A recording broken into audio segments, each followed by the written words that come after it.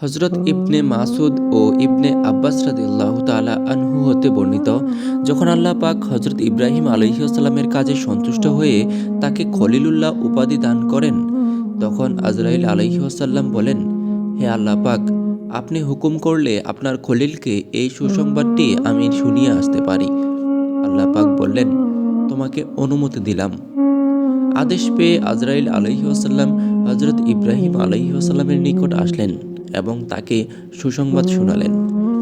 হজরত ইব্রাহিম আলাইহিসসালাম আল্লাহর প্রশংসা করে জিজ্ঞাসা করলেন, হে ভাই আজরাইল আলাইহিসসালাম, আপনি তো সকলেরই জান কবজ করেন।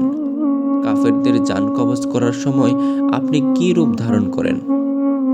তখন আজরাইল আলাইহিসসালাম বললেন, আমার সে আকৃতি দেখার সাহস আপনার নেই। হজরত ইব্রাহিম আলাইহিসসালাম বললেন, তবুও নমুনাস্বরূপ কিছু দেখান। হজরত আজরাইল আলাইহিসসালাম বলেন, তাহলে আপনি পিছনের দিকে তাকান। হজরত ইব্রাহিম আলাইহিসসালাম পিছনে নজর করলেন।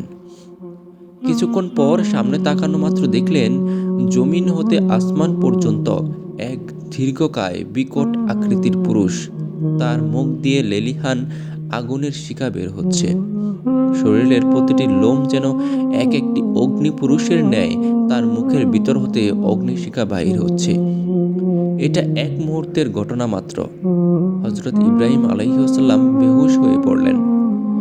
কিছুক্ষণ পর যখন তার চেতনা ফিরে আসলো, তখন আজরাইল আলাইহিসসালামকে দেখল যে তিনি তার স্বাভাবিক আকৃতি ধারণ করেছেন। হজরত ইব্রাহিম আলাইহিসসালাম বললেন, কাফেরদের শাস্তির জন্য আপনার এই আকৃতিতেই যথেষ্ট।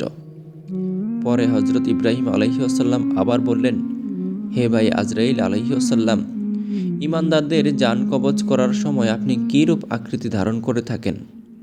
হজরত আজরাইল আলাইহিসসালাম বলেন, তাহলে আরেকবার আপনি পিছনে তাকান।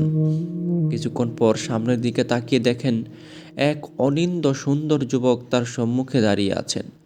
তার সারা শরীরে সুন্দর ঝকঝকে খুশবুদার পোশাক।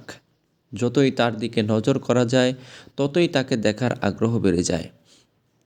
হজরত ইব্রাহিম আলাইহিসসালাম বলেন, ইমানদারগণ যদি অন্য কোনো প্রকার সুখ না পায়, তবে আপনার এই আনিন্দ সুন্দর চেহারা দর্শন করে তারা স্বর্গীয় সুখ অনুভব করতে পারবেন।